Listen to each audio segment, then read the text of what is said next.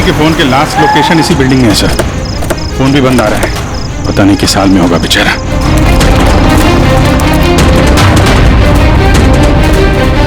Jimmy की जान को खतरा है, ढूंढो उसे जल्दी।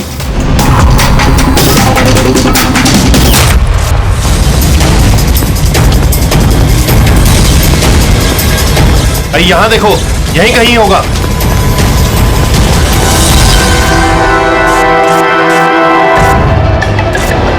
वो इधर किधर ही है।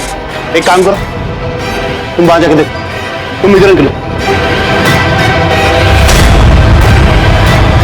जिमी कैसे हो बेटा? सर बहुत बढ़िया हूँ सर, एकदम आपकी तरह। मेरे तरह?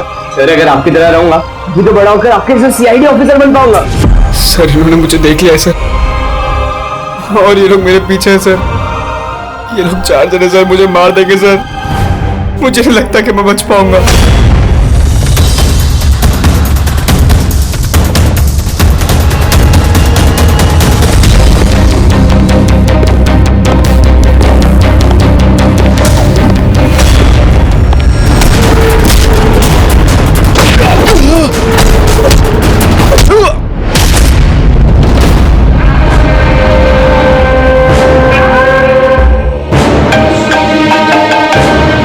हाँ बोल, मिला क्या?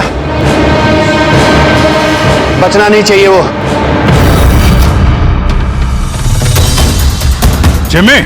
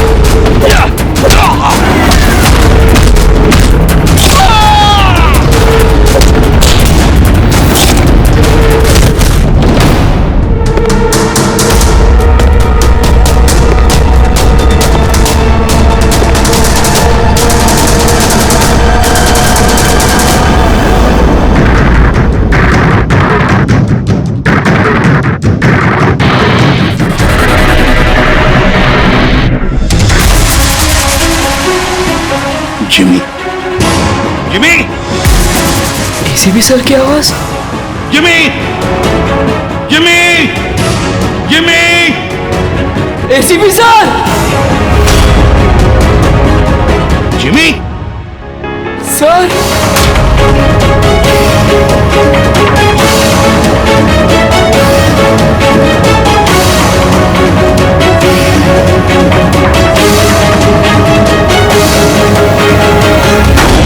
Happy birthday to you. Happy birthday to you. Happy birthday to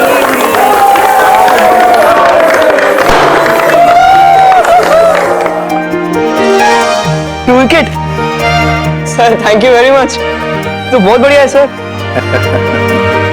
Jimmy, इससे तुम घर में बैठकर कोई भी इलेक्ट्रॉनिक डिवाइस या मैकेनिकल डिवाइस बना सकते हो। Thank you sir, thank you very much.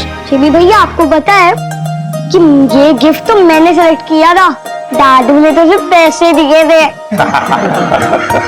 Thank you Arjun. Jimmy आज बहुत खुश है। अरे उसके आदर्श एसीपी सर जो आए हैं उसकी बर्थडे पार्टी में, ये तो हमेशा सीआईडी टीम की तारीफ करता रहता है। आप जैसा बनना चाहता है, अगर आज आप नहीं आते ना तो ये सच में बहुत उदास हो जाता। तो सच कहूं तो जिस तरह से आप इसकी रखवाली करते हैं, कदम कदम पे इसका हौसला बढ़ाते हैं और इसे सही राह दिखाते हैं, उसके लिए थैंक यू सर। वैसे आपका बच्चा है ना, बड़ा अच्छा बच्चा है।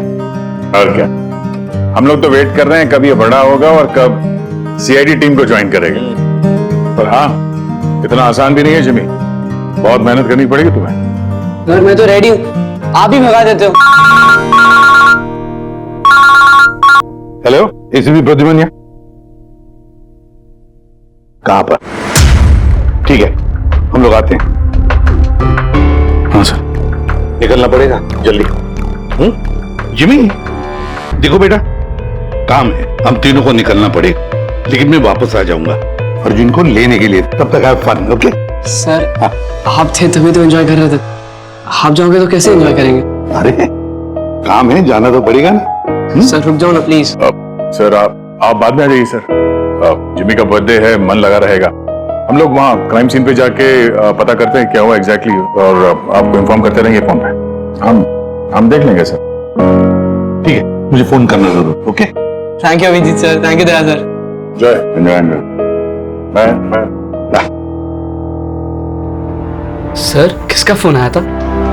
कोई मर्डर हुआ है क्या? ये लो। अब तुम्हें क्यों फिक्र पड़ी है? जो भी हो, जो भी क्रिमिनल हो, अब दया अभिजीत गए ना, बच नहीं पाएगा।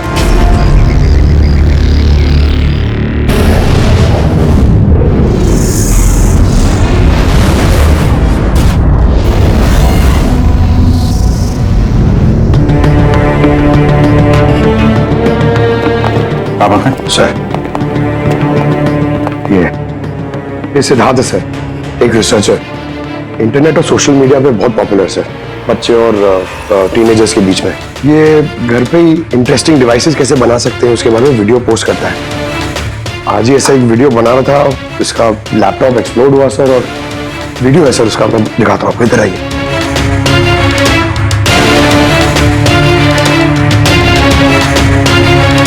ये वीडियो देखिए सर। तो वो आज आपको एक बहुत ही इंटरेस्टिंग चीज बताने वाला हूं, जिसका नाम है ड्रोन कैमरा।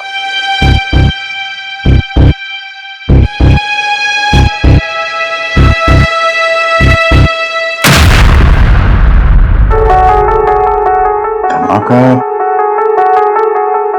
लैपटॉप में हुआ। लैपटॉप से आग निकली और सिद्धार्थ मारा गया। ये कैसे हो सकता है? सर ये पूरी जगह देखी सर, ऐसा कुछ भी नहीं मिला जिससे ये हो सकता है, और कोई फोर्स एंट्री के निशान भी नहीं है सर। ये लैपटॉप अपने आप इस तरीके से ब्लास्ट हो ही नहीं सकता। कंप्यूटर बनाते समय सेफ्टी का बहुत ध्यान रखा जाता है, बहुत सारे टेस्ट होते हैं ओवरहीटिंग से बचने के लिए। तो अगर ऐसा हो भी जाए कि बैटरी गर्म हो जाए तो कंप्यूटर बंद हो जाना चाहिए, ब्लास्ट तो नहीं होना चाहिए।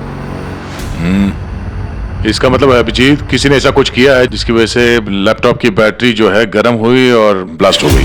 सर एक बात है, लेकिन ये सिद्धार्थ का मैंने चैनल देखा सर, सिद्धार्थ वर्ल्ड, ये बहुत एक्टिव पोस्ट करता था सर, बहुत सारे पोस्ट डालता था, लेकिन पिछले 1 महीने से सर उसने कोई भी पोस्ट नहीं डाला था, और पहली बार पोस्ट डाला था। और ये सिद्धार्थ की मौत से किसी को क्या फायदा हो सकता है?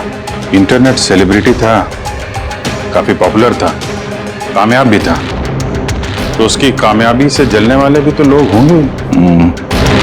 देखते हैं डॉक्टर साहब इन सारे एविडेंसेस को देखने के बाद किस नतीजे पे पहुंचते हैं।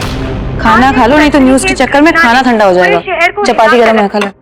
सोशल मीडिया के जाने माने हस्ती सिद्धार्थ, जो कि नौजवानों के बीच काफी मशहूर थे, लाइव वीडियो के दौरान धमाका होने की वजह से उनकी मौत हो गई। शुरुआती जांच से तो यही लग रहा है कि सिद्धार्थ जब कैमरा के सामने अपने दर्शकों से बात कर रहे थे, तभी अचानक से उनका लैपटॉप ब्लास्ट हो गया।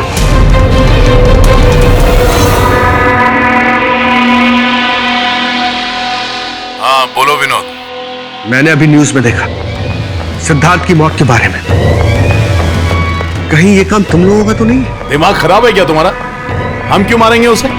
देखो, मैं बेवकूफ नहीं हूं, मुझे सब समझ में आ रहा है। एक बात तुम लोग कान खोल के सुन लो, अगर मुझे कुछ हो गया ना तो बचोगे तुम लोग भी नहीं। तुम्हारे प्लान के सारे सबूत मैंने एक ऐसे आदमी को भेज दिए जो तुम्हारा कच्चा चिट्ठा खोल के रख देगा। इसलिए मुझे रास्ते से हटाने की कोशिश तो बिल्कुल मत करना। तुम बेकार में परेशान हो रहे हो विनोद। सिद्धार्थ की मौत एक एक्सीडेंट है, हमारा उससे कुछ लेना देना नहीं है। मत भूलो कि हमारे बीच एक डील हुई है। किसी को कोई भी सबूत देने की गलती तुम्हें बहुत भारी पड़ सकती है। आया समझ में? हेलो, तुम खाना छोड़ के यहाँ क्यों आ गए हो? हमें यहां से जाना होगा। तुम सामान पैक करो जल्दी। लेकिन क्यों? सब ठीक है ना? कहाँ जाना है? मैंने तुम्हें कहा ना, सामान पैक करो जल्दी। हमारी कंपनी के बनाए हुए हजारों लैपटॉप्स लोग बरसों से इस्तेमाल कर रहे हैं, मगर बैटरी में धमाके का ये पहला केस है। दरअसल ये हादसा हुआ है अचानक बहुत ज्यादा टेम्परेचर बढ़ जाने की वजह से। सर, टेम्परेचर अचानक नहीं बढ़ सकता, क्योंकि कंप्यूटर घंटों इस्तेमाल करने के बावजूद कभी इतना गर्म नहीं होता है कि वो ब्लास्ट हो जाए। धमाके की वजह कुछ और ही है। मतलब लैपटॉप के अंदर की गर्मी नहीं बल्कि बाहर की गर्मी से ऐसा हुआ? ये कैसे हो सकता है? सर, वो तो समझ में नहीं आ रहा है। ये सिद्धार्थ ड्रोन बनाना सिखा रहा था, तो हो सकता है इसी के कंपोनेंट में कोई ऐसी चीज हो जिसकी वजह से ब्लास्ट हो गया।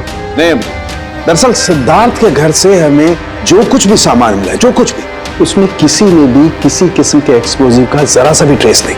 मगर ब्लास्ट तो हुआ है, मगर कैसे हुआ ये समझ में नहीं आ रहा। सॉरी सर, माँ की तबीयत खराब है इसलिए जाना पड़ेगा। बिल्कुल अकेली हैं वो गाँव में। 3-4 दिन की छुट्टी चाहिए बस। जी, मैं जल्दी वापस आ जाऊंगी। हाँ सर।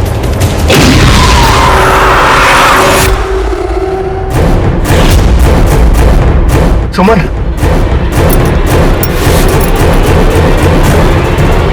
सुमन, सुमन, सुमन,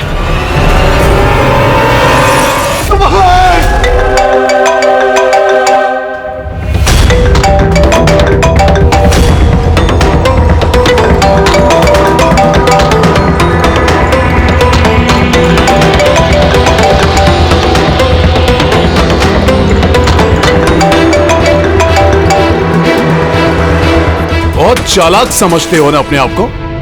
हमारे खिलाफ सबूत भेजने वाले थे किसी को। समझ गया मैं। तुमने मारा है मेरी बीवी को। छोड़ूंगा नहीं तुम लोग को, बर्बाद करके रख दूंगा मैं। ये गलती बिल्कुल भी मत करना विनोद, वरना बीवी की तरह तुम्हारी बहन और मां की हालत भी ऐसी ही होगी। वीडियो में से चेक करो।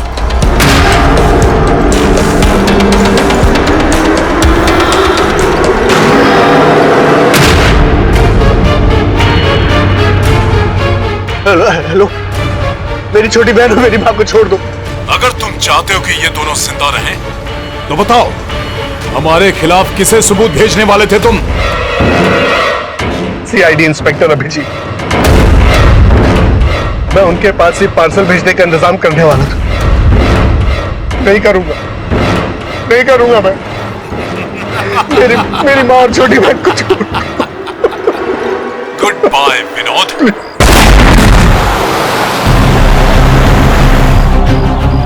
सर, दोनों बॉडी बिल्कुल जली हुई है, लेकिन गाड़ी की चेजी नंबर से ये पता लगा कि गाड़ी किसी विनोद नाम के बंदे की है। विनोद, अच्छा, आप लोगों में से किसी ने कुछ देखा था? जी सर, मैंने देखा था। मैं वहाँ खड़ा था, इतने में वो गाड़ी तेजी से आई और अचानक से कुछ आवाज आई और वो रुक गई। मुझे लगा टायर फटा होगा शायद, लेकिन मैं वहाँ पता करने जाऊँ उससे पहले कोई एक धमाका हुआ और गाड़ी ब्लास्ट हो गई। किसी को देखा था गाड़ी के आसपास? नहीं, बिल्कुल नहीं, रोड पूरा खाली था सर। अभिजीत, हाँ सर। मैंने गाड़ी अच्छी तरह से चेक की है। लोकल फॉरेंसिक एक्सपर्ट का भी यही मानना है। इस गाड़ी में किसी किस्म का कोई बॉम्ब का या किसी एक्सप्लोसिव का कोई ट्रेसेस नहीं। फिर धमाका हुआ कैसे?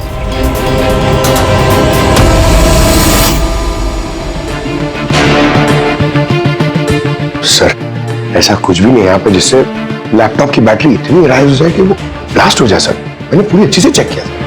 तो ऐसा हुआ तो है। खून ने किस तरह से। हाँ बोल। सर मैं बहुत देर से सिद्धार्थ का वो वीडियो देख रही थी जिसके दौरान उसकी मौत हुई। सर उसी वीडियो को मैं स्लो मोशन में आपको भेज रही हूँ, आप जरा गौर से देखिए। ठीक है, वो कुछ वीडियो भेज रही है, देखो चेक करो।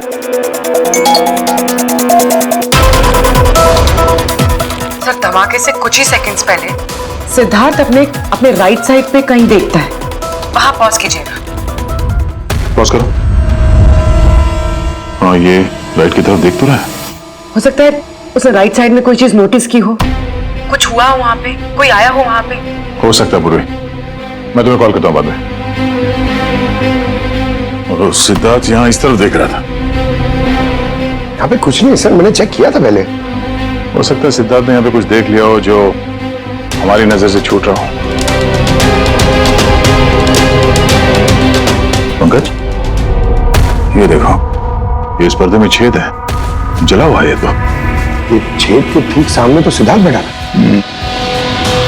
तो पर्दा भी ठीक इसी जगह पे जला हुआ है, लेकिन इस पर्दे में ये सुराग हुआ कैसे? ये पर्दा जला कैसे?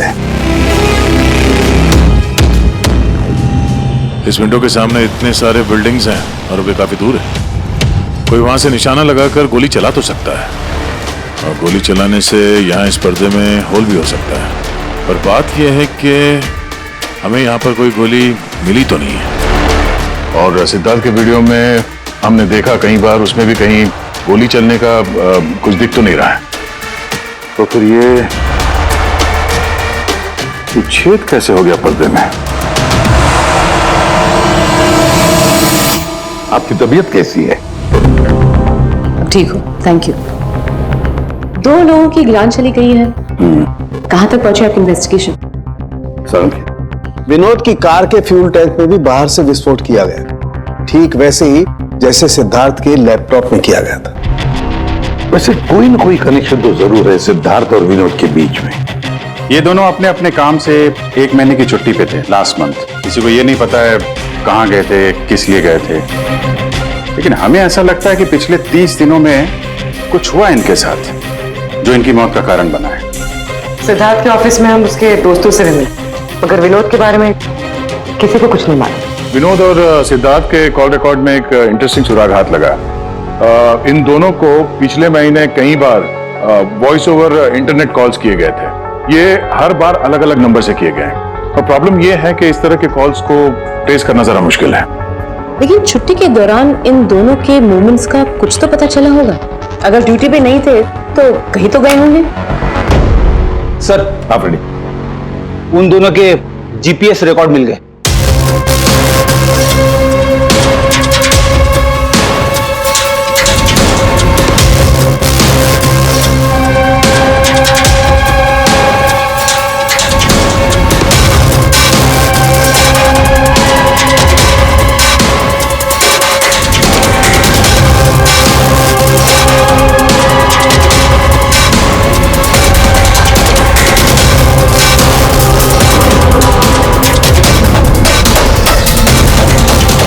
ये वो लोकेशन जहाँ पे विनोद भी गया था और सिद्धार्थ, अलग अलग दिन अलग अलग टाइम पे, और जगह एक ही। ऐसी क्या बात है इस जगह में? है क्या इस जगह में? जाके देखना पड़ेगा।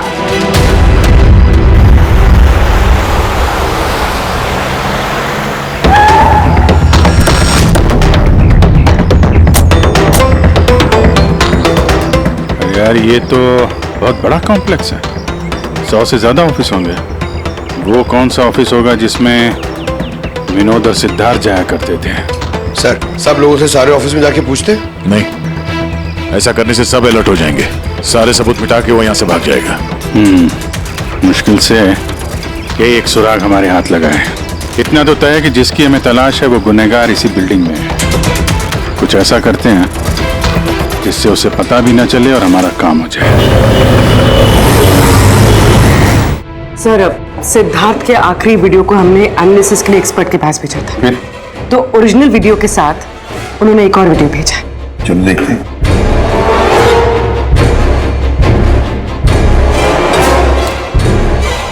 सर इसकी ब्राइटनेस काफी कम है, इसलिए किसी सिटी स्कैन की तरह लग रहा है। ठीक, पूर्वी जरा रिवाइंड करना। ये रेड लाइट किसी लेजर वाले हथियार की है। माय गॉड, ये तो बहुत ही खतरनाक हथियार है। हाईटेक लेजर का हथियार है ये। इससे सिद्धार्थ के लैपटॉप के बैटरी में और विनोद की फ्यूल टैंक में गाड़ी के तो ब्लास्ट किया गया इसी हथियार से।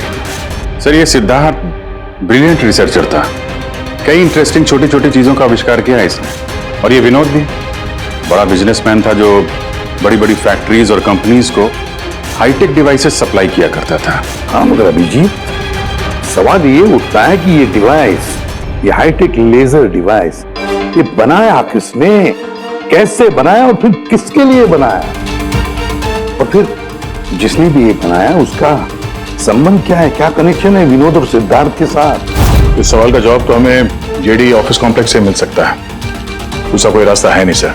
जो कोई भी है वहीं से ये वॉइस ओवर इंटरनेट फोन से कॉल करता है। बिल्कुल दया, जेडी कॉम्प्लेक्स में जितने भी लोग हैं उन सबके कॉन्वर्सेशन, सबके फोन कॉल्स टैप करने पड़ेंगे।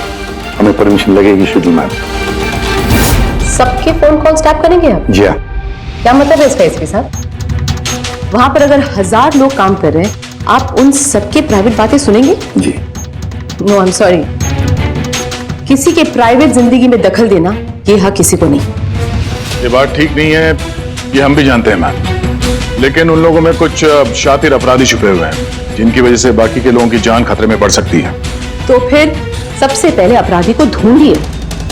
अपनी जिम्मेदारी संभाली नहीं जाती और कोई रास्ता सूझता नहीं, इसका मतलब ये नहीं है कि बेगुनाहों की प्राइवेट बातें सुनेंगे आप। Sorry, no, I will not allow this. और अब वैसे भी इस केस को लेकर अपना टाइम और किसी और का टाइम बर्बाद करने की आपको कोई जरूरत नहीं है। क्या मतलब है आपका? ये केस अब आईबी के हवाले। What? यस, उनकी इंफॉर्मेशन के मुताबिक ये केस अब कोई मामूली केस नहीं है। इसमें बहुत सारे बड़े बड़े लोग शामिल हैं। देश की सुरक्षा का सवाल है, इसीलिए अब आईबी की टीम टेक ओवर करने वाली है। ना तो कोई सर्वेलेंस की जरूरत है और ना ही कोई कॉल्स मॉनिटर करने की। देखिए मैम, ये केस हमारा है, हमारे सीआईडी वालों का। हम सब ने मिलकर इतनी मेहनत की है, इन्वेस्टिगेशन को यहाँ तक लाया कि बस अब खूनी को ही पकड़ना है, और आप ये केस आईबी को दे रहे हैं। बहुत गलत है। ऑर्डर्स और प्रोटोकॉल, ये शब्द आप लोगों ने सुना है?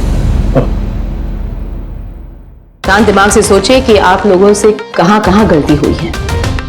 कोई तो वजह होगी एसीपी साहब कि मुझे यहां पर अपॉइंट किया गया है।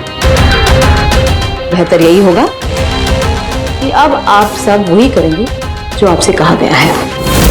Please try to follow some orders.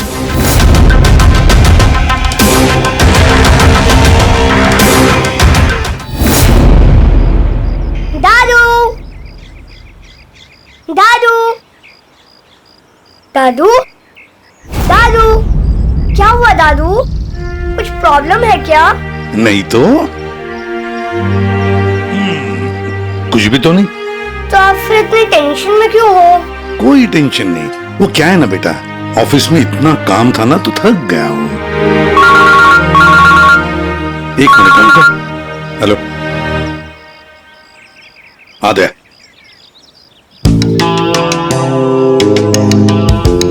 Jimmy भैया। हाय अर्जुन, कैसे हो? मस्त। अर्जुन बस 2 मिनट रुको, मैं 2 मिनट में आया। ओके। हाँ हाँ हाँ, मुझे पता है दया। नहीं सर वो मर्डर वाले केस के बारे में सर बात करनी थी। जी भाई, अब मेरे पास वक्त नहीं है, मैं थोड़ा बिजी हूँ। चलो बाद में बात करते हैं, ठीक है? हाँ, जी सर। हाँ दया, देखो जो कुछ भी हो हमें ये काम करना है, मतलब करना ही है। उस जेडी ऑफिस कॉम्प्लेक्स में जितने भी लोग काम करते हैं उनके बारे में सारी डिटेल चाहिए मुझे। हाँ, और तो और वो लोग क्या क्या करते हैं, किस किस से बातें करते हैं, वो भी चाहिए मुझे। हाँ हाँ, मुझे पता है दया, ऑफिशियल परमिशन के बगैर हम किसी का फोन टैप नहीं कर सकते, लेकिन कोई और रास्ता ढूंढो बस। जिमी भैया चलो ना खेलते हैं। उस सिद्धार्थ और विनोद का खूनी उस जेडी ऑफिस कॉम्प्लेक्स में ही है। हाँ। शायद नेट पे कोई तरीका मिल जाए फोन पे लोगों की बात सुनने का। ये एक IMSI डिवाइस का एक पार्ट है। ये एक सेल फोन टावर की तरह काम करता है, जिससे कि एक सीमित दायरे में होने वाले फोन कॉल्स को हम सुन सकते हैं। लेकिन मैं आपको एक बात बता दूं, ये वीडियो सिर्फ आपकी जानकारी के लिए है। इसके इस्तेमाल पर कई देशों में पाबंदी लगाई गई है, क्योंकि किसी की पर्सनल लाइफ में दखल देना इल्लीगल है, गलत है। पुलिस और जांच एजेंसियों को भी फोन टैप करने के लिए परमिशन की जरूरत होती है। पुलिस बिना ऑफिशियल परमिशन के इसको यूज नहीं कर सकती, लेकिन मैं तो कर सकता हूँ ना। ACP सर कानून के खिलाफ नहीं जा सकते क्योंकि वो मजबूर है। मैं मजबूर नहीं, मैं उनकी मदद करूंगा।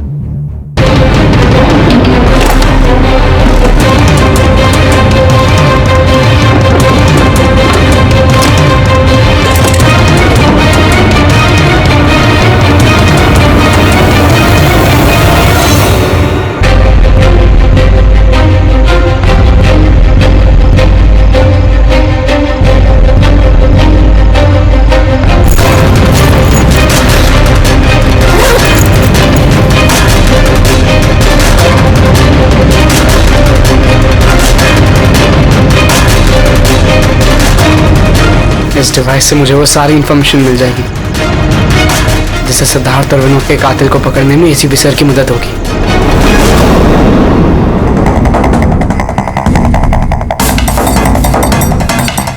आज मुझे लग रहा है कि मैं भी CID टीम का एक मेंबर हूं।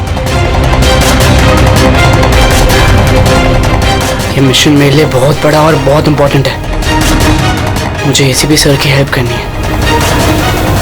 हाँ, तो मैं हूं CID officer Jimmy.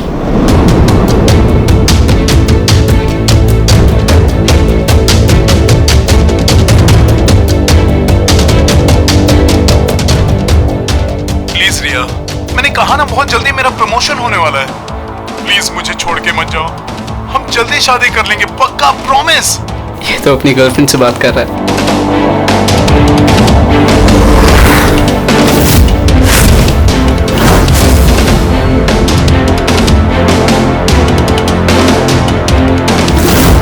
Sorry darling, मुझे आज रात की फ्लाइट से मुंबई वापस आना था, मगर काम खत्म ही नहीं हुआ। एक दिन और यहाँ बेंगलोर में रुकना पड़ेगा। तो बच्चों को समझा देना कि पापा आज नहीं आएंगे, ओके? इसकी वाइफ का नंबर होता तो कितना अच्छा होता। अभी कॉल करके बोल देता कि तुम्हारा हस्बैंड चीटर है।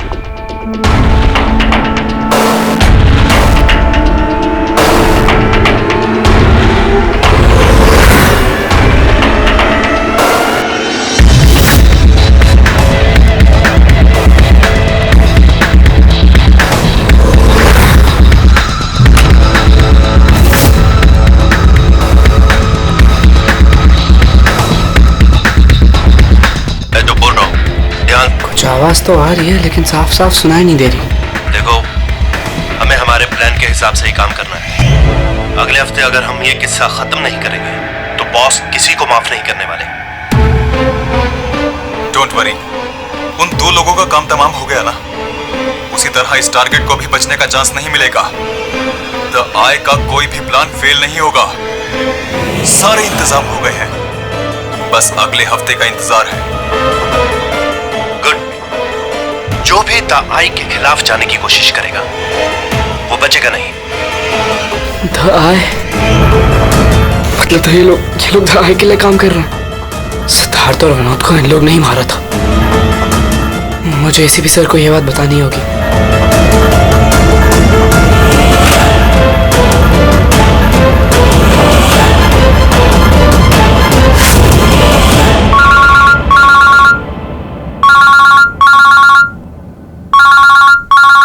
जिमी, हाँ बता, फोन क्यों किया?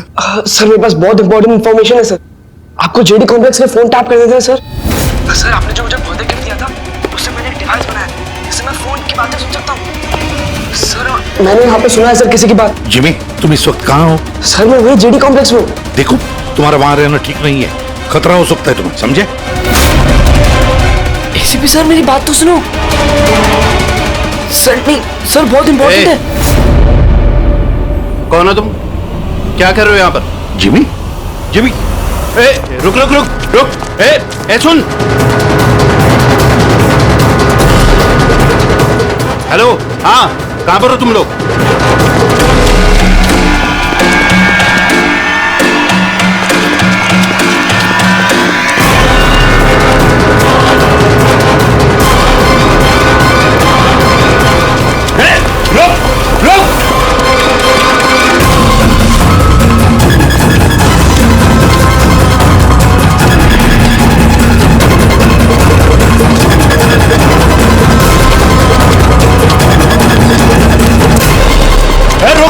रुक जा।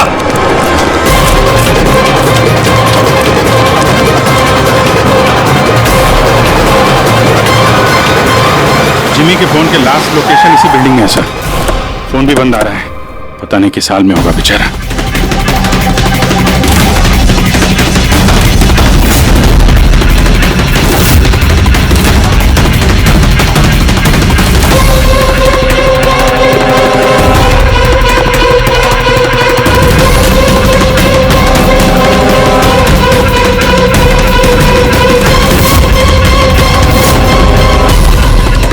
Jimmy, Jimmy, Jimmy, Jimmy, ACP sir. Jimmy, sir.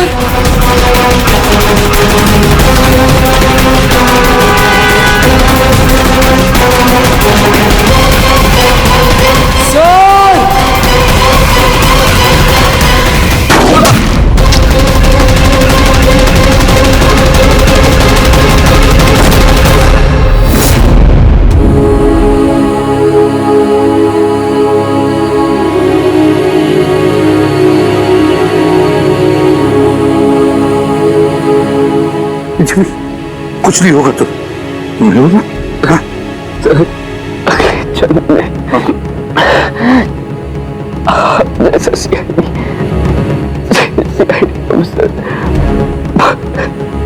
पक्का बनूंगा।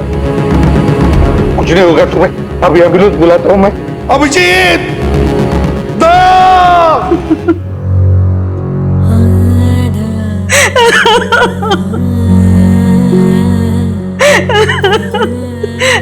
जिमी,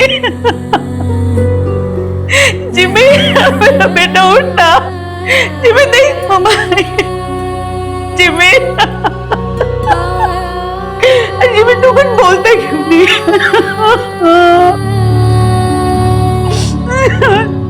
जिमी उठना, बोल कुछ तो बोल। जिमी, कैसे हो बेटा?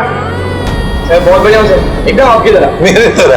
सर अगर आपकी तरह रहूंगा भी तो बड़ा होकर आपके जैसे सीआईडी ऑफिसर बन पाऊंगा।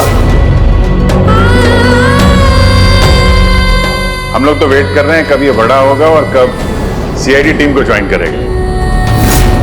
लेकिन क्रिमिनल्स को पकड़ने के लिए भागदौड़ करना ही जरूरी है ना सर। और सर मैंने डिसाइड कर लिया है कि सर मैं ट्रेनिंग तो आप ही से लूंगा सर। जिमी उठना बेटा, देख मार उठ। अरे कुछ बोलता क्यों नहीं? उठ जा।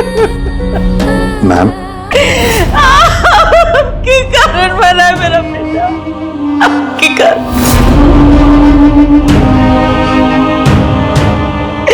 अरे आपको अपना आदर्श मानता था, कहता था कि आप जैसा बनूंगा, और देखो क्या से क्या हो गया। आपने मारा है मेरे बेटे को। आपकी मदद करने के लिए तो वो बिल्डिंग में गया था, और आपके ही सामने मेरे बेटे को गोली मार दी गई। आप कुछ नहीं कर पाए, देखते रहे। अरे एक बच्चे को तो आप बचा नहीं पाए, तो देश को क्या बचाएंगे? वैसे भी आपके लिए तो इंसान की जिंदगी का कोई मोल ही नहीं है। आपने तो अपने बेटे तक को मार डाला, फिर तो ये तो पराया बच्चा था ना आपके लिए। इसको क्यों बचाते आप?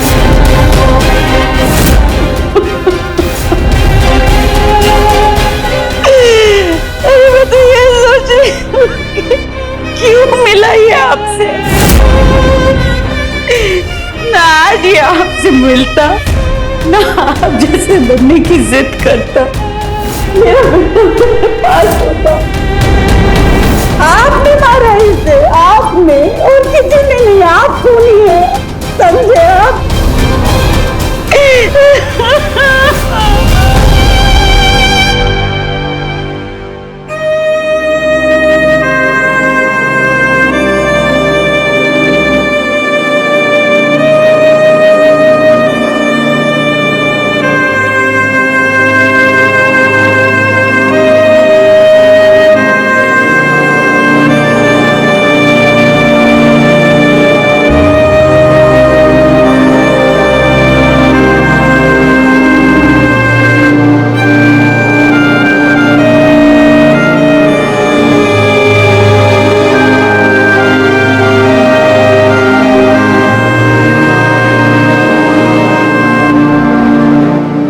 बहुत बुरा हुआ उस बच्चे के साथ, नहीं होना चाहिए था। और होता भी नहीं अगर आप लोगों ने उसे इस केस में इन्वॉल्व नहीं किया होता। हमने कुछ नहीं किया है। हम तो यही चाहते थे कि जिमी इस केस से दूर रहे। अगर आप लोगों ने जिमी को कन्विंस नहीं किया होता तो फिर ये काम करता ही नहीं।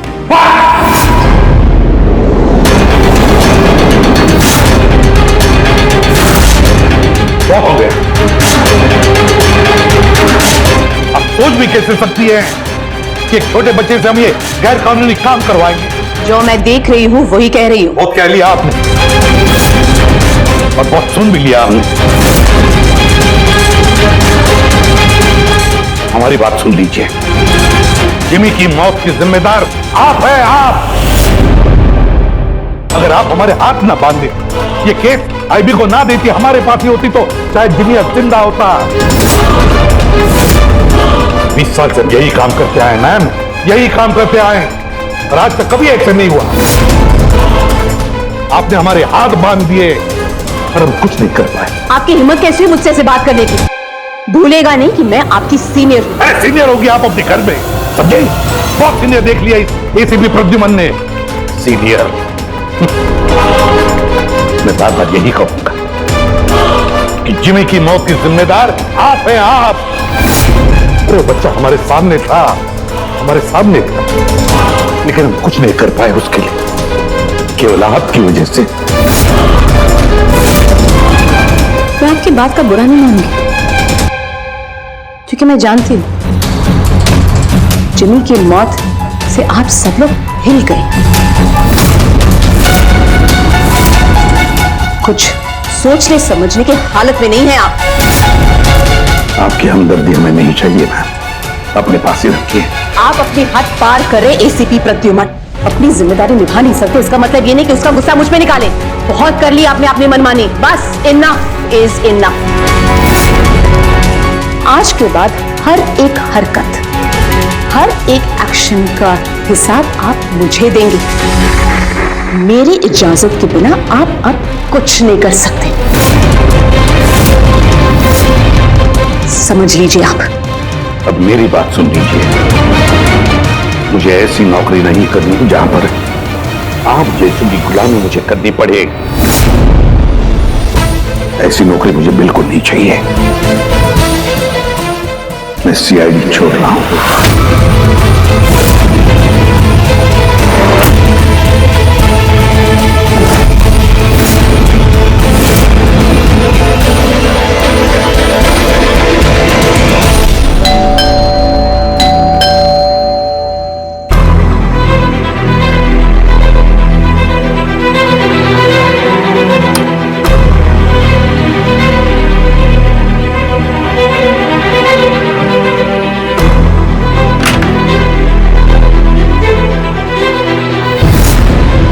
अरे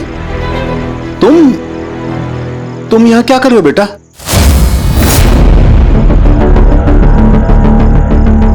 दादू कहाँ है तुम्हारे? दादू चले गए। चले गए मतलब? पता नहीं, उन्होंने कहा कि थोड़े दिन तो मैं सालम के दादू के पास रहना है और वो मुझे यहाँ छोड़ के चले गए। और ये दादू ने आपके लिए बैग दिया। अच्छा तुम अंदर आओ, आ जाओ आओ।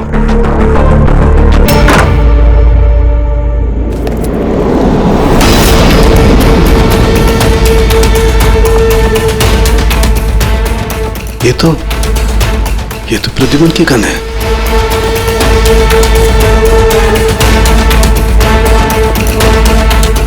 उसका बैच भी। प्रद्युमन की गन, उसका बैच मेरे पास क्यों? लेटर भी है।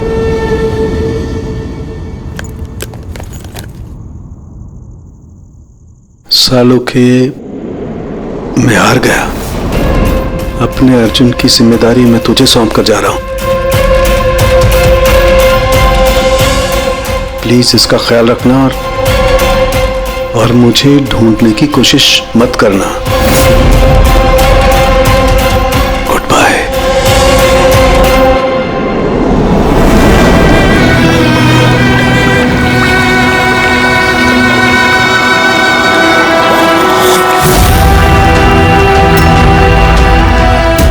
सब मेरी गलती थी। ये सब कुछ मेरी वजह से हो गया।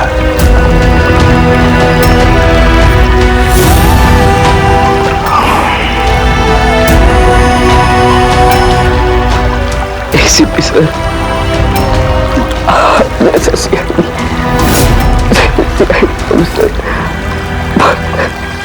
पक्का बनूंगा। क्यों?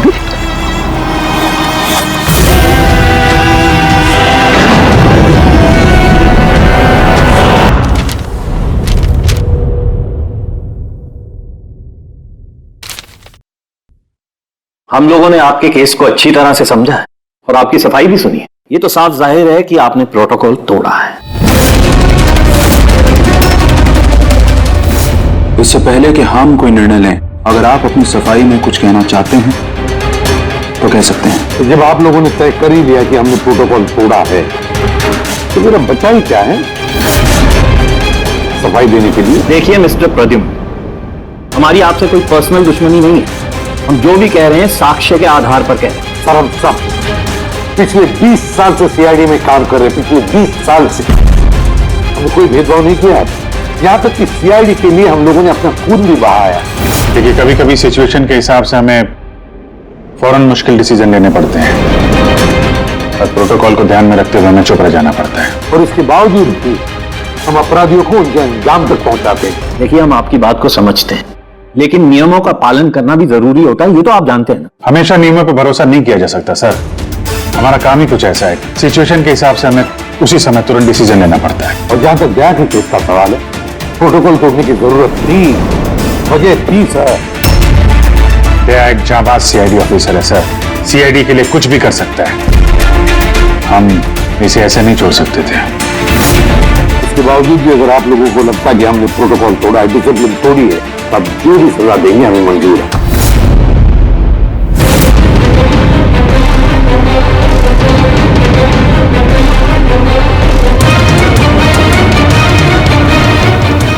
देखिए, हम लोग आपकी बात से सहमत हैं, लेकिन नियम तो आपने तोड़े। और नियम तो फॉलो करने के लिए ही होते हैं, और आप लोग कानून से ऊंचे नहीं हैं। इसीलिए हम लोगों ने यह फैसला लिया है कि आप लोगों की टीम को तोड़ा नहीं जाएगा।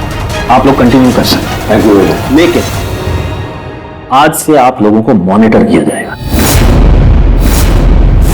आपके सभी केसेस को एक सुपरवाइजिंग ऑफिसर मॉनिटर करेगी, जिसे हमने नियुक्त किया है।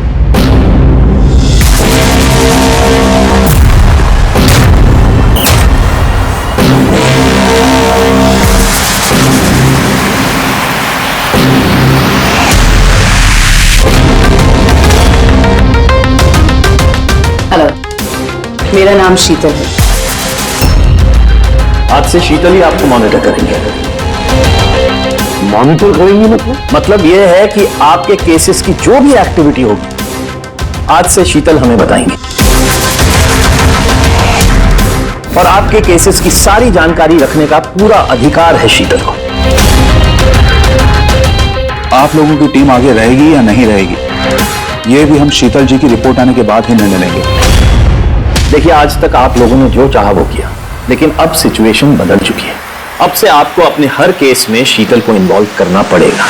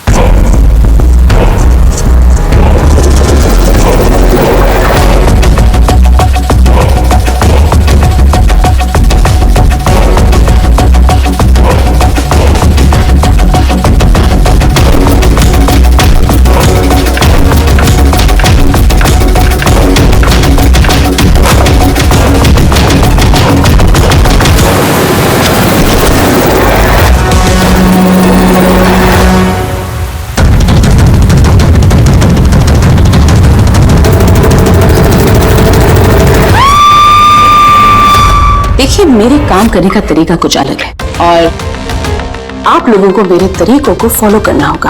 कुल मिला के आप ये कहना चाहती है कि अब से आप हमारी बॉस हैं? नहीं नहीं, I don't like the word boss. Boss कहना उचित नहीं होगा। देखिए, मैं यहाँ पर आई हूँ आपके केसेस को स्मूथली हैंडल करने और मैं चाहूंगी कि इसमें डिसीजन मेरा फाइनल है। देखिए, प्लीज नाराज होने की कोई जरूरत नहीं है क्योंकि मैं बस ऑर्डर्स फॉलो कर रही हूँ। इनफैक्ट मेरे पास ऑर्डर भी है और इसमें तो साफ साफ लिखा है कि आज के बाद जो भी केस की इन्वेस्टिगेशन आप लोग करेंगे वो मेरे देखरेख में होगी। आपको मुझे लूप में रखना होगा और हर एक इन्वेस्टिगेशन केस की रिपोर्ट आपको मुझे देनी होगी। And that also includes forensic investigation. Well, इसमें यह भी लिखा है कि किसी भी सस्पेक्ट के साथ कोई भी फिजिकल वायलेंस करने से पहले आपको मुझे पूछना होगा। देखिए, हेलो एसीपी प्रद्युमन। अच्छा ठीक है, हम लोग आते हैं। ओके, दो खून हुए, हमें निकलना होगा। कितने जल्दी निकलेंगे आप? फाइंड आउट नहीं करेंगे कि वो कॉल फ्रॉड है कि नहीं, सचमुच ये मर्डर्स हुए हैं कि नहीं, ऐसे निकलेंगे? शीतल जी, आपसे बात करके अच्छा लगा, लेकिन दरअसल बात यह है कि दो खून हुए, इसलिए इन्वेस्टिगेशन के लिए जाना होगा। हाँ, आपको हम सब रिपोर्ट्स भेज देंगे। आपको लूप में जो रखना है देखो।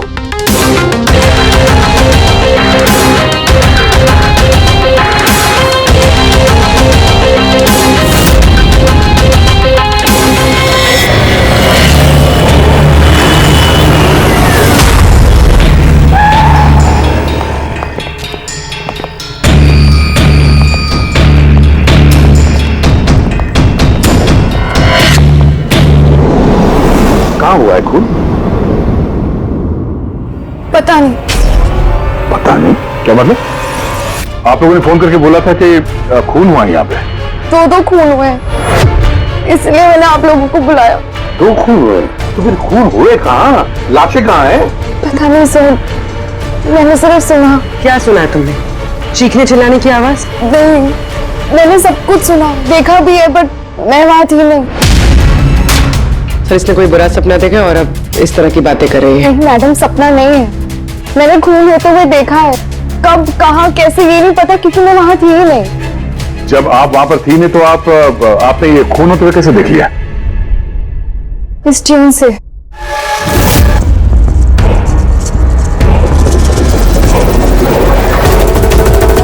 इस बीच में बहुत बारिश हो रही है, आसपास पेड़ है और एक टूटी हुई बोट भी है। ये ड्रम्स पे कोई उस आदमी को घसीट रहा है। ये वाली बीट पे वो आदमी उसे उस पत्थर से वहां पे वार किया जा रहा है। तुमने ये सब देख लिया खून होते हुए, म्यूजिक का पीस सुनकर? कहीं अन्य ऐसा तो नहीं कि ये सब तुमने सोचा होगा, गेस किया होगा? सर, गेस नहीं किया है, इस म्यूजिक में मुझे दिख रहा है। पर आन्या, म्यूजिक में खून होते हुए कैसे दिख सकता है? मैम, आन्या बीमार है इसलिए इस तरह की बात कर रही है। आप कौन है? सर, मेरा नाम लता है, मैं यहाँ की मैट्रिन हूँ। मैं आन्या को बचपन से जानती हूँ, जब से ये ऑर्फनेज में आई है। क्या बीमारी है आन्या को? सर, इसे सेनेस्थेसिया है। सेनेस्थेसिया? मैम, ये एक कंडीशन है। नॉर्मल कंडीशन में इंसान को म्यूजिक सुनाई देता है, लेकिन ये कंडीशन में इंसान म्यूजिक सुनते सुनते विजुअल भी देखता है और म्यूजिक सुनते सुनते वीडियो जैसे दिखता है। आपके कहने का ये मतलब है कि आन्या साउंड देख सकती है? Yes sir. कैसे? आप आंख बंद कीजिए और इमेजिन कीजिए कि आप ड्रम बीट सुन रहे हो। लो, इमेजिन किया। आपको क्या दिखाई दे रहा है? ड्रम बीट की आवाज सुनाई दे रही है, पर मुझे कुछ दिखाई नहीं दे रहा है। ये नॉर्मल कंडीशन में होता है, लेकिन सिनेस्थेसिया में इंसान म्यूजिक के साथ जरूर कुछ ना कुछ देख सकता है, जैसे किसी इंसान को देख सकता है, रंग देख सकता है या किसी भी चीज को देख सकता है। मतलब इस म्यूजिक के पीस को सुनकर तुमने ये खून होते हुए देखा? जी, तो मुझे लगता है कि आन्या जो म्यूजिक सुन के देख रही है वो सच में है नहीं, वो उसे विजुअलाइज कर रही है। जैसे हम लोग सर सपना देखते हैं, बट सपने में जो देखते हैं हम उसे विजुअलाइज करने लगते हैं, जबकि वो ऐसा होता नहीं। सर नहीं, सर जो मैं देख रही हूँ वो हकीकत है। जो मैं देख रही हूँ वो बहुत डरावना है, जैसे मैं टीवी पे किसी का मर्डर होते हुए देख रही हूँ। और दो अलग अलग म्यूजिक पे दो अलग अलग खून होते हैं, एक पत्थर से हो रहा है और एक क्रोबार से। अन्या, दूसरे खून के बारे में बता सकती हो? ये खून कहाँ हुआ, उस खून के आसपास क्या है, खूनी कौन है, क्या कर रहा है?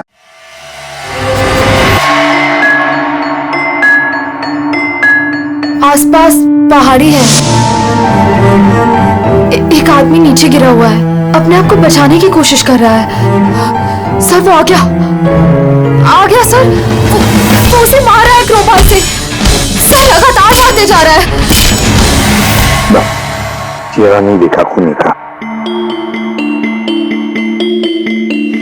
ठीक है, हम इस केस की तहकीकात करेंगे। सर मैंने ऐसे केस के बारे में तो नहीं सुना। पर पूर्वी जिस तरह से इतनी सारी डिटेल इस बच्ची ने हमें सब बताया है, तो शक होता है कि कहीं ये सच तो नहीं कह रही है। सर मुझे कुछ याद आ रहा है, जैसे इस लड़की ने बताया, ऐसा मैंने कहीं पे पढ़ा था सर, कहीं पे पत्थर से खून हुआ है।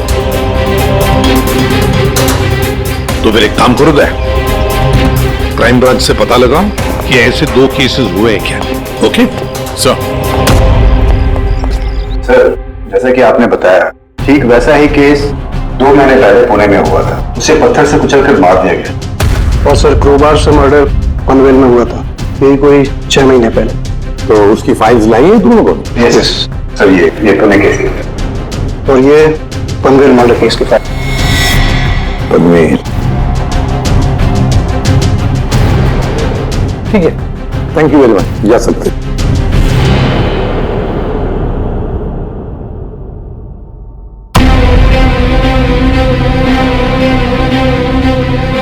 मैंने खून होते हुए देखा है, आसपास पेड़ है और एक टूटी हुई बोट भी है। जो विजुअल देखा था ठीक वैसे ही सर ये फोटो में, मतलब जो आन्या ने बताया वो सब सच है। कमाल है सर, इन दोनों हादसों के बारे में आन्या ने म्यूजिक सुनकर आज विजुअलाइज किया, जबकि ये हादसे तो 6 महीने पहले और ये दूसरा तो 2 महीने पहले हो चुका है। ये कैसे हो सकता है? जो लड़की इस क्राइम सीन पे थी भी नहीं, उसने सब कुछ विजुअलाइज कैसे किया? सिनेस्थेसिया की वजह से। मैं नहीं मानती। और बाय द वे ये सिनेस्थेसिया है क्या? तो इसे डिफाइन करना थोड़ा मुश्किल है, लेकिन मैं कोशिश करता हूँ आपको समझाने की। देखिए होता क्या है कि जब आप किसी खास चीज को सुनते हैं तो उससे जुड़ी तमाम यादें आपके दिमाग में आने लगती हैं, जैसे कोई खास व्यक्ति, कोई खास जगह, सब कुछ। यूँ समझिए एक तरीके से ये गंध आपकी मेमोरी को ट्रिगर करता है, लेकिन ये सिर्फ सिनेस्थेसिया की कंडीशन में ही होता है। इन केसेस में सुगंध की जगह म्यूजिक ने ले लिया। एग्जैक्टली। अब देखिए अन्या ने खास तरीके का म्यूजिक सुना, उस म्यूजिक पीस में एक जगह एक खास किस्म के इंस्ट्रूमेंट से उसे एक पेड़ की याद आई, तो उसने एक पेड़ विजुअलाइज किया। और दूसरे इंस्ट्रूमेंट में उसे आदमी। एग्जैक्टली।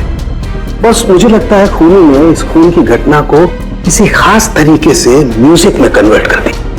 मतलब जब म्यूजिक बजे तो उस घटना से जुड़ी तमाम चीजें, तमाम जगह मेमोरी में ट्रिगर होने लगे। लेकिन ये सब कुछ विजुअलाइज वही कर सकता है जिसे सिनेस्थेसिया की बीमारी हो, और किसी में नहीं। और यही उस ऑर्फनेज की मेट्रन ने भी बताया। आप लोगों को ये सब कुछ अजीब नहीं लगता? जैसे भी है, केस को सुलझाना हमारा काम है। तो हो सकता है इस खूनी को भी ये सिनेस्थेसिया की बीमारी हो और उसने ये म्यूजिक रिकॉर्ड किया होगा, क्योंकि मर्डर और क्राइम सीन के बारे में वही जानता था। लेकिन पता कैसे चलेगा कि ये म्यूजिक कंपोज करके किसने अपलोड किया होगा, और उसे ढूंढेगा कैसे सर? रेडी, इंटरनेट खोलो, देखो इंटरनेट पर ये पर्टिकुलर म्यूजिक पीसेस जो दोनों केस में हैं वो कहीं पर है क्या?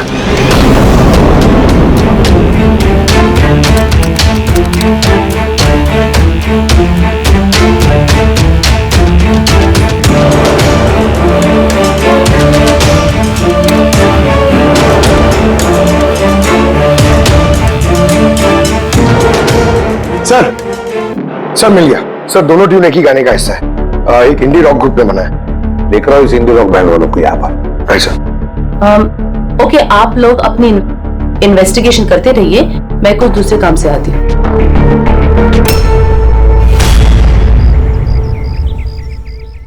अन्या, मेरा नाम शीतल है। मुझे आपसे कुछ बातें करनी थी, क्या हम बात कर सकते हैं? आनिया, देखो आन्या, आई प्रॉमिस ज्यादा वक्त नहीं लूंगी, सिर्फ 5 मिनट।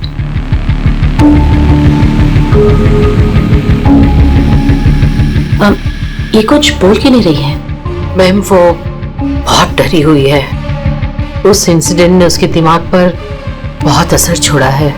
उसे नॉर्मल होने में थोड़ा वक्त चाहिए। ओके।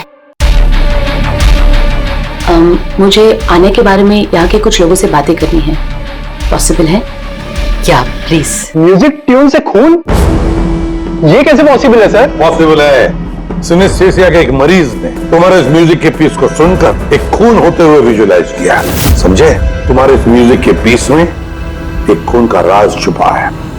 और हमारे हिसाब से खूनी वही है जिसने ये ट्यून बनाई है। हम लोगों ने खून नहीं किया, और हकीकत तो यह है कि ये ट्यून हम लोगों ने कंपोज ही नहीं किया। ये ट्यून हम लोगों ने फ्री साइट से डाउनलोड की थी। कौन से साइट से डाउनलोड की? दिखाओ। देखिए सर,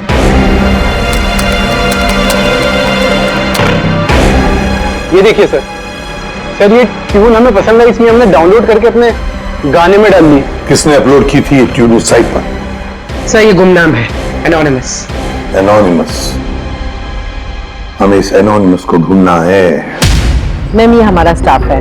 ये है पूजा, ये है रमेश, ये आरती है। वैसे तो एनजीओ में काम करती है लेकिन अक्सर हमारे ऑर्फनेज में आती जाती रहती है। आपसे कुछ बातें करनी थी एक्चुअली आन्या के बारे में। क्या आप लोग मुझे आन्या के बारे में कुछ बता सकते हैं? जैसे कि वो कहाँ से आई, कब आई, और ओवरऑल ऑर्फनेज में आन्या का बर्ताव कैसा है? आन्या बड़ी ही अजीब लड़की है, हमेशा डिस्टर्ब रहती है। वो यहाँ कब आई? बचपन से ही, लेकिन उसे अलग अलग 2 बार लोगों ने अडॉप्ट किया, और पता नहीं क्यों कुछ दिन रखने के बाद उसे वापस यहाँ पे आके छोड़ दिया। क्यों? कोई वजह? उसके बुरे बर्ताव की वजह से, उसके वक्त में लोग झगड़ा करने की वजह से, बात बात में वायलेंट हो जाती थी। बस ये उसकी आदत बचपन ही से थी। क्या बकवास कर रहे तुम? अन्या ऐसी नहीं है मैडम, ये सब गलत बोल रहा है। मैम सच में मैं यहाँ अक्सर आती जाती रहती हूँ, मैंने कभी भी आन्या को ऐसे बिहेव करते हुए नहीं देखा है। ये सब गलत बोल रहा है। तो फिर सही बात क्या है? सच तो ये है मैडम, अन्या का बचपन बहुत ही मुश्किलों में बीता है। हाँ, इन सब चीजों की वजह से कभी कभी वो अजीब बर्ताव कर देती है। अजीब बर्ताव नहीं मैम, यूं समझ लीजिए अगर आन्या को किसी ने क्रॉस किया तो उसके साथ दुर्घटना होना तय है। अभी पिछले महीने ऑर्फनेज के बच्चों के साथ क्या हुआ याद नहीं है क्या? क्या बकवास कर रहे हो? क्या हुआ बताए? मैम पिछले महीने एक बच्चे को फूड पॉइजन हो गया था, और उसी दिन उसका झगड़ा आन्या के साथ हुआ था। अच्छा, तो तुम्हारा कहने का मतलब है कि वो अन्या ने किया? हाँ। सोच समझ कर बात करो रमेश, बहुत ही गंभीर आरोप लगा रहे हो अन्या पर तुम।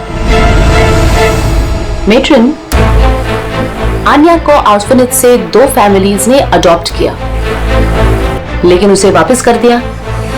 इसके पीछे कोई तो वजह होगी, शायद आन्या में ही कोई खामी हो, कोई गलती हो। I don't agree. Anyway, Anya के बारे में ऐसी कोई फाइल है जिसमें उसमें सारी डिटेल्स हो? क्या मैं उसे देख सकती हूँ? या श्योर।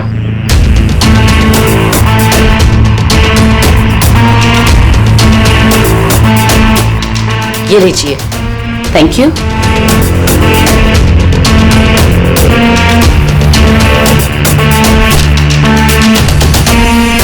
अब थैंक यू मेट्रन, लेकिन मुझे अभी इस वक्त निकलना होगा। क्या मैं आपको ये फाइल थोड़ी देर बाद वापस कर दूं, चलेगा? जी।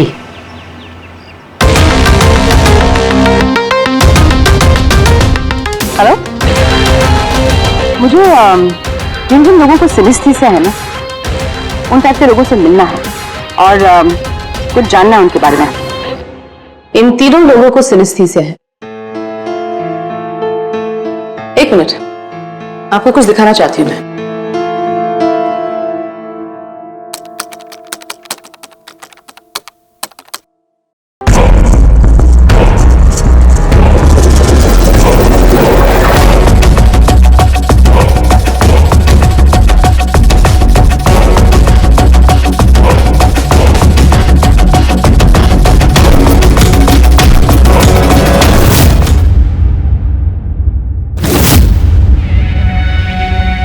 अब आप बताइए, आपने इस ट्यून को सुन के क्या विजुलाइज किया? मैम, मैंने एक बहुत बड़ा घास का मैदान देखा जहाँ पे गाय घास खा रही थी और सूरज साफ दिख रहा था। मैंने एक नदी देखी, वहाँ नाव थी और मैंने देखा वहाँ पे कुछ लोग आग जला के बैठे हुए थे। इंटरेस्टिंग। चलिए आखिर में आप बताइए, आपने क्या देखा? शहर देखा मैंने, एक भीड़ भाड़ वाला इलाका और ऊंची ऊंची बिल्डिंगें थी और उसके ऊपर विज्ञापनों के लाइट्स लगी हुई। इंटरेस्टिंग। 3 different interpretations. अच्छा है, आपने देख भी लिया और खुद अपने कानों से सुन भी लिया। 3 लोग जिन्हें सिनेस्थीसिया है, उन्होंने वही ट्यून सुनी लेकिन 3 अलग विजुअल्स देखे। और आन्या ने इसी म्यूजिक पे खून होते हुए देखा है। एग्जैक्टली। दुनिया में ऐसा एक ही शख्स है जो इस म्यूजिक ट्यून को खून पे इंटरप्रेट करे। कौन? खुद खूनी, और वो खूनी और कोई नहीं, आन्या है। ये आप क्या कह रहे थी? आन्या बेगुनाह है। देखिए एसीपी साहब, केस सबूत पे सॉल्व होता है, भावनाओं पे नहीं, और मैं भावनाओं में बहने की गलती नहीं करती। मैं ऑर्फनेज गई और वहां जाकर पता चला कि आन्या को 2 फैमिलीज ने अडॉप्ट किया था, लेकिन बस कुछ ही दिनों बाद उन दोनों फैमिलीज ने आन्या को वापस ऑर्फनेज छोड़ दिया। और वो 2 लोग वही थे जिसका मर्डर हुआ, जिसने आन्या को अडॉप्ट किया।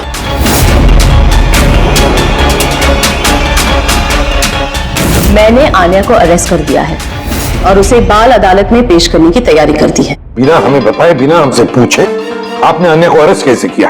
I don't need a permission ACP साहब, आपको बताने की जरूरत भी नहीं है। वो खूनी है और उसे सजा जरूर मिलेगी। आपने वो क्राइम सीन के फोटोज और पोस्टमार्टम रिपोर्ट देखी? ऑफ कोर्स देखिए। तो शायद ठीक से नहीं देखी आपने, नहीं तो एक बेगुनाह को अरेस्ट नहीं करती। खूनी ने बहुत ताकत लगाई है खून करने में। एक 15 साल की बच्ची इतनी बेरहमी से 2 लोगों का खून नहीं कर सकती। आप लोग उस लड़की को बचाने की कोशिश कर रहे हैं। शीतल जी, आन्या बेगुनाह है और हम किसी भी बेगुनाह को सजा नहीं देते। आन्या खूनी है और उसे सजा मिलेगी और मैंने उसे अरेस्ट कर लिया। ये मेरा डिसीजन है और ये फाइनल डिसीजन है। आप लोग बस वक्त बर्बाद कर रहे थे। और हाँ, वैसे भी मीडिया को इस केस के बारे में बात करनी है। आप लोग प्लीज मीडिया को बता दीजिएगा कि ये केस सॉल्व हो चुका है। अब केस आपने सॉल्व भी किया है तो आप ही बता दीजिए, हमें क्यों कह रही है बताने के लिए? फाइन, नो प्रॉब्लम, मैं बता दूंगी। लेकिन आप इसे मेरी चेतावनी समझ लीजिए या फिर उम्मीद करती हूँ कि आगे से आप मेरी सारी बातें मानेंगे।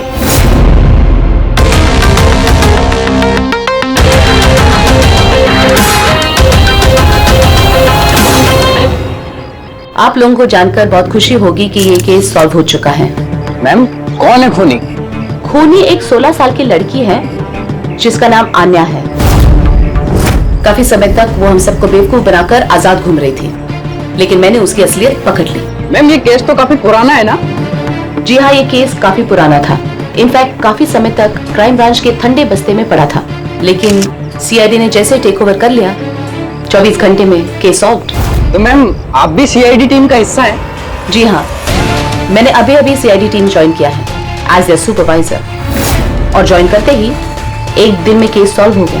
अगर ये केस काफी समय से ठंडे बस्ते में था तो सीआईडी ने पहले क्यों नहीं टेक ओवर किया इस पर? क्योंकि इस टीम में पहले मैं नहीं थी ना, इसीलिए।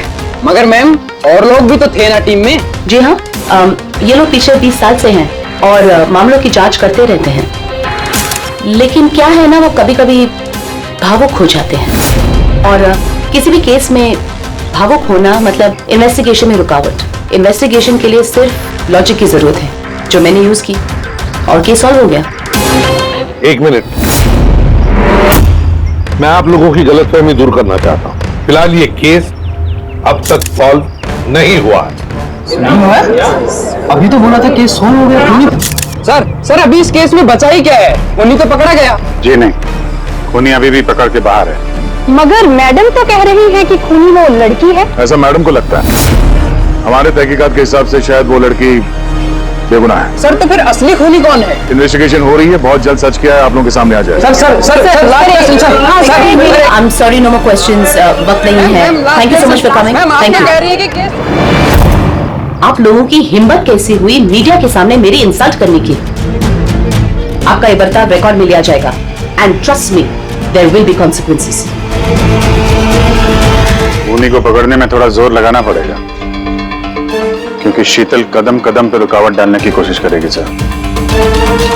अभिजीत, पहले ये पता लगाना पड़ेगा कि अन्या जिस वक्त खून हुआ उस वक्त कहां पर थी। हमें एक टीम पुणे भेजनी पड़ेगी पूरी तरह से तहकीकात करने के लिए, और दूसरी टीम वैसे ही पनवेल में। आप सबके जानकारी के लिए बस मैं यही बताना चाहूंगी कि अन्या को सिनेस्थीसिया है और खून भी उसी ने किया है। उसने हमें काफी समय तक अंधेरे में रखा, लेकिन हमने उसे अब पकड़ लिया है और बहुत जल्द उसे जुवेनाइल कोर्ट में पेश करने की तैयारी की है।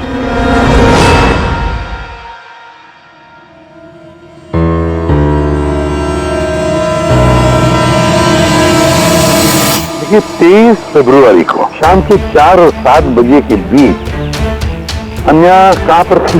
यूजुअली बच्चे शाम को बाहर निकलते हैं खेलने के लिए और 9 बजे तक अंदर आ जाते हैं। तो क्या अन्या ऑर्फनेज में थी या कहीं बाहर गई थी? नहीं सर, अन्या ऑर्फनेज में ही थी, कहीं बाहर नहीं गई थी। ये आप इतने यकीन के साथ कैसे कह सकती है? इसलिए कह सकती हूँ क्योंकि मेरी इजाजत के बिना कोई भी बच्चा बाहर नहीं जा सकता। मगर कभी कभी अन्या कई घंटों के लिए ऑर्फनेज से गायब रहती थी, वो भी तो बताओ इनको। सर, ये झूठ बोल रहा है क्योंकि ये अन्या से जलता है।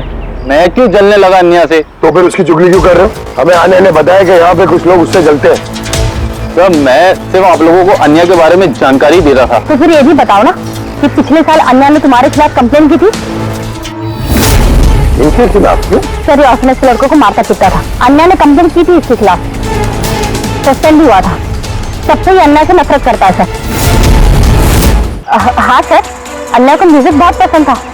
बहुत बार मैंने उसे अलग अलग गाने सुनते हुए देखे थे, इसलिए मैंने उसे वो म्यूजिक सुनने दे दिया। अब मुझे क्या पता था इसमें बड़ी प्रॉब्लम हो जाएगी। तो फिर आप लोगों में से कोई म्यूजिक इंस्ट्रूमेंट बजाना जानता है? सर, मैं पियानो बजाती हूँ। सर, मैं भी पियानो बजाती हूँ। अच्छा, एक बात बताइए, जिस दिन पूना में खून हुआ था उस दिन आप लोग कहाँ थे? हम सब कुछ बच्चों को लेकर पुणे गए थे। तो आप लोग उस दिन पुणे में ही थे? क्या था पुणे में? वहाँ पर एक इवेंट था इसलिए। सर, ये सारे के सारे शरीफ होने का नाटक कर रहे हैं। काम करते हैं, इन सब के कंप्यूटर्स चेक करो, देखो क्या किसी ने वो म्यूजिक का पीस बनाया और अपलोड किया है, क्योंकि जिसने भी ये म्यूजिक पीस बनाकर अपलोड किया है ना, वही खूनी हो सकता है।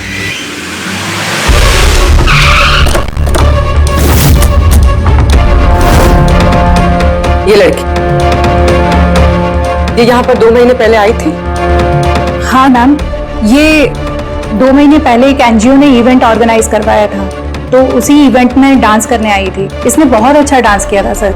She is a very talented girl. और उसी दिन यहाँ आसपास एक खून भी हुआ था। खून तो हुआ था सर, लेकिन जिस जगह पे खून हुआ था वो यहाँ से लगभग 1 घंटे की दूरी पे है।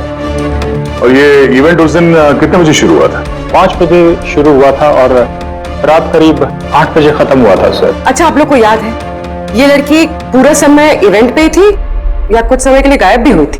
ये लड़की 6 बजे स्टेज पे आई थी और इवेंट खत्म होने तक स्टेज पे ही थी। सर, मेडिकल रिपोर्ट के हिसाब से खून 3 से 6 बजे के बीच ही हुआ है।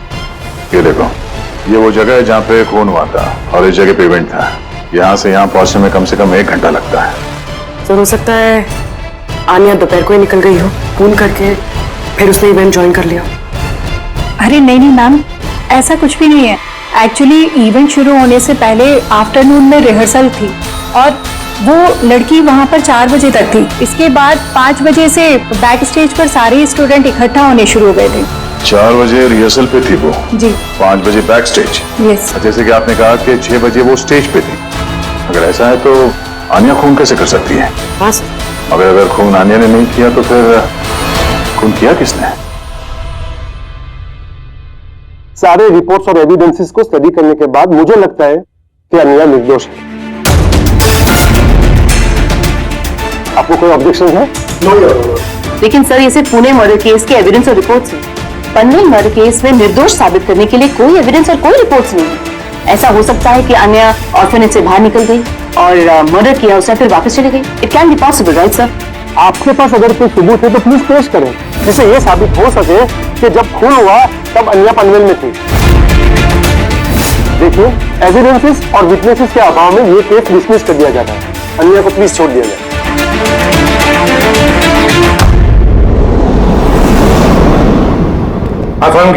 क्या पता चला? हाँ बॉस समझ लो, इस केस की चाबी मिल गई। और शीतल ने डेमोन्स्ट्रेट करके बताया था कि सिनेस्थीसिया के 2 अलग अलग मरीज एक ही जैसा म्यूजिक सुनने के बाद अलग अलग तरीके से इंटरप्रेट करते हैं। हाँ बॉस, मैंने अपने दोस्त से जानकारी की जो इस मामले का एक्सपर्ट है। उसने मुझे कुछ अलग ही बात बताई। नई बात क्या पता चली सर? ऐसे 2 मरीज जो सिनेस्थीसिया के ही पेशेंट हैं, एक जैसा म्यूजिक सुनने के बाद भी एक जैसा रिएक्ट करते हैं। ये हो कैसे सकता है सर? हो सकता है पूर्वी, अगर 2 मरीजों के बीच में खून का रिश्ता हो तो हो सकता है। बस शीतल ने जो बताया वो भी सही था, लेकिन पूरी तरह से सच नहीं था। कुछ रेयर केसेस में ऐसा भी होता है जैसा मेरे दोस्त ने बताया। हाँ, मगर दोनों मरीज एक ही परिवार के हो तो चाचा, ताऊ या भाई भी हो सकते हैं। नहीं, इमीडिएट फैमिली मेंबर ही होना चाहिए, जैसे माँ बाप, भाई बहन। वो क्यों? ऐसा इसलिए फ्रेडी क्योंकि एक जेनेटिक बीमारी है। बस मैंने मेडिकल जर्नल में से कुछ आर्टिकल्स निकाले, आइए आपको दिखाता हूँ। और भी कोई है जो अन्या जैसे उन दोनों ट्यून्स के ऊपर वैसा ही विजुअल देखता है जो अन्या देखती है? मैं आप लोगों का कैसे शुक्रिया अदा करूं? आप लोगों ने मुझे जेल जाने से बचा लिया। हमने सिर्फ वही किया जो हमारी ड्यूटी है, गुनहगारों को सलाखों के पीछे और बेगुनाहों को आजादी। और गुनहगार है कौन? तुम्हारा कोई रिश्तेदार। मेरा फैमिली मेंबर? अन्य, जो कि जिस तरह के विजुअल्स तुम्हें आ रहे हैं उस तरह के विजुअल्स उसी को आ सकते हैं जिसके साथ तुम्हारा खून का रिश्ता हो, और उसी ने ये इस तरह का म्यूजिक बनाया। पर सर, मेरा फैमिली मेंबर कैसे हो सकता है? मैं तो अनाथ हूं ना। है कोई जिसे तुम नहीं जानते? तो जानना भी नहीं चाहती। बचपन से मेरा सपना था कि मेरे परिवार वाले आएंगे और मुझे अपना के लेके जाएंगे, हम खुशी खुशी साथ रहेंगे। और अब आप लोग बोल रहे हो वो कोई खूनी है। हम तुम्हें बस वही बता रहे हैं जो हकीकत है। सर, ये आनिया के नाम का पैकेज आया, दरवाजे के बाहर रखा था।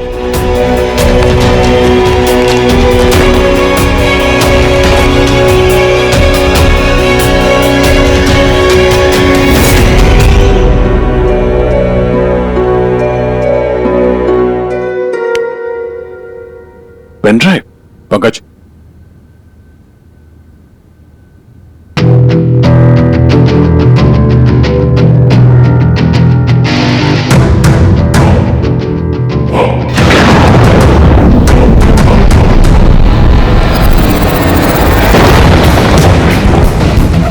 मुझे घर दिखाई दे रहा है, बहुत बिजली खड़क रही है, कोई औरत घर के अंदर भाग रही है और एक झूला भी है वहां। कोई इस औरत के पीछे क्रोबार लेके भाग रहा है। और क्या? वो उसे क्रोबार से मारा। किस औरत को मार रहा है? पता नहीं, पर इसका तो एक नोट भी है। आनिया, ये तुम्हारा फ्यूचर है। इसमें जो हुआ है ठीक तुम्हारे साथ वैसे ही हो, और इसे कोई नहीं रोक सकता। इस म्यूजिक के हिसाब से जो आने ने देखा, कोई उस औरत को मारने वाला है, और एक घर है, घर के सामने एक बिजली कड़क रही है और झूला है। और सर, खूनी ने खून क्रोबार के साथ किया। अभी तक हमें लगता था कि खूनी पहले खून करता है और फिर म्यूजिक बनाता है, पर यहाँ तो उल्टा है। पहले एक खूनी मर्डर प्लान करता है, फिर म्यूजिक बनाता है और फिर म्यूजिक के हिसाब से खून करता है। मुझे मरना नहीं है, प्लीज मुझे बचा लो। आनिया, घबराओ मत, तुम्हें कुछ नहीं होगा, हम लोग हैं ना तुम्हारे साथ। सबसे पहले उस खूनी को ढूंढना होगा किसी भी हाल में। अगर खूनी आनिया के परिवार वालों में से कोई है तो उसे ढूंढेंगे किसे? ढूंढने के लिए हमें पहले ये पता करना पड़ेगा कि 16 साल पहले आन्या को ऑर्फनेज में लेके कौन आया था। शायद उसे पता हो आन्या के परिवार के बारे में। आपको कुछ याद है कौन था वो जो आन्या को यहाँ छोड़ गया था? नहीं, याद तो नहीं है। 16 साल पहले कोई उसे बाहर छोड़कर चला गया था।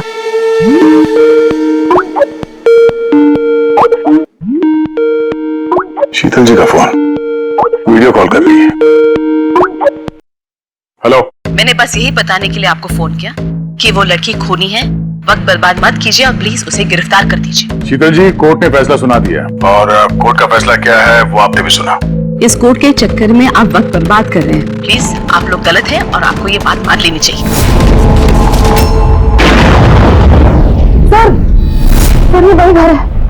वही घर? कौन सा घर? मैंने जो अभी देखा ना, वो जहाँ खून होने वाला है, वो पेड़, झूला, वो यही था सर। वो किस जगह की बात कर रही है लड़की? शीतल जी, इस वक्त आप कहाँ पर हैं? मैं इस वक्त अपने घर के बाहर हूँ। और कौन? आपकी जान को खतरा है। क्या बात कर रहे हैं आप ऑफिसर? मेरी जान को खतरा है? मुझे कौन मारेगा? देखिए शीतल जी, खूनी ने आपको मारने के लिए म्यूजिक कंपोज किया है जिसे उसने हमें भेजा है और उस म्यूजिक के हिसाब से आपके घर की लोकेशन। क्या बच्चों जैसी बातें कर रहे हैं आप ऑफिसर? मुझे डराने के लिए आप सब कह रहे हैं ना? और प्लीज, मैं डरने वाली नहीं हूँ और ये सब आप इसलिए कह रहे हैं क्योंकि मैं आपके केस के खिलाफ हूँ ना? शीतल जी, इसके बारे में हम बाद में भी बात कर सकते हैं। मेरी बात ध्यान से सुनिए। आप अभी इमीडिएटली घर के अंदर जाइए, खिड़की दरवाजे सब अंदर से बंद कीजिए और जब तक हम लोग वहाँ पे नहीं पहुँचते आप प्लीज किसी के लिए दरवाजा मत खोलिएगा। मतलब? मैं आपको बाद में समझाता हूँ। अभी मैंने आपसे जो कहा वो कीजिए प्लीज, जल्दी।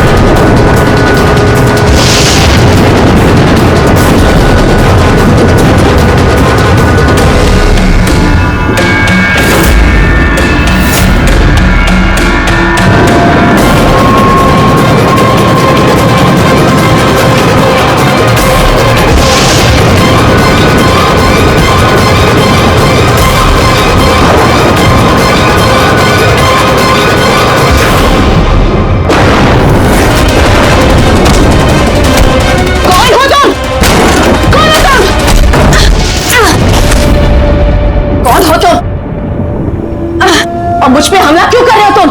तुम जानते नहीं इसका नतीजा क्या होगा। I am a cop. तुम कानून से दूर नहीं भाग सकते। कौन हो तुम?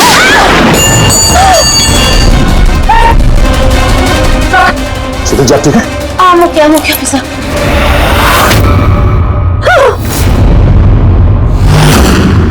आरती, तुम? सर, मैं भी पियानो बजाती हूँ।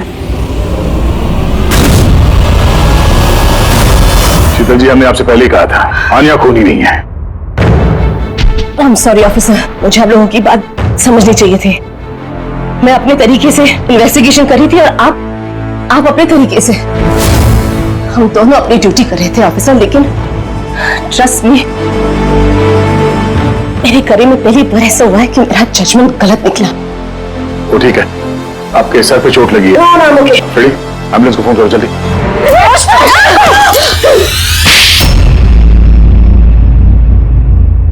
शीतल जी पे हमला क्यों किया तुमने? अपनी बेटी को बचाने के लिए। कौन सी बेटी को बचाने? आन्या को। आन्या मेरी बेटी है और शीतल उसको जेल भेजने पर तुली थी, इसीलिए मैं उसको सबक सिखाना चाहती थी। और खून क्यों किया? 17 साल पहले जब मैं प्रेग्नेंट थी, मेरे पति मुझे मेंटल असाइलम में छोड़ दिए क्योंकि मैं दिमागी तौर से बीमार थी। वहां मैं 15 साल रही, मगर क्या? मगर मेरे पति ने मेरी ममता का गला घोंट दिया। कैसे? आन्या वहां पैदा हुई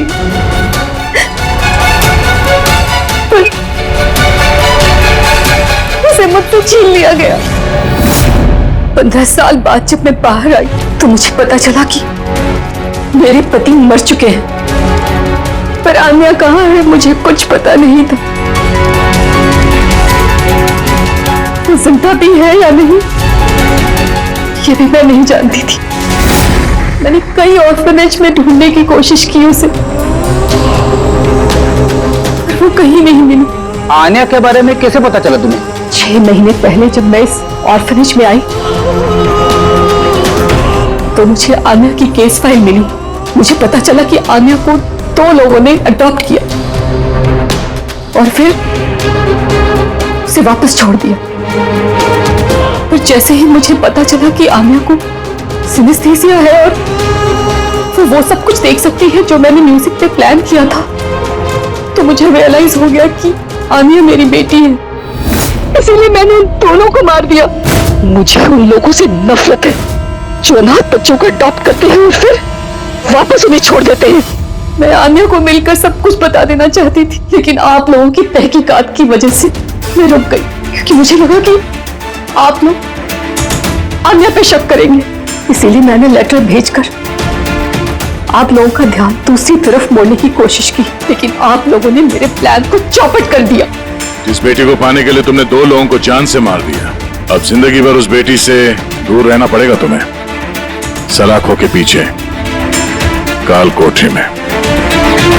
इस तरह के और भी एपिसोड देखने के लिए हमारे चैनल को सब्सक्राइब करें और बेल आइकन दबाना ना भूलें।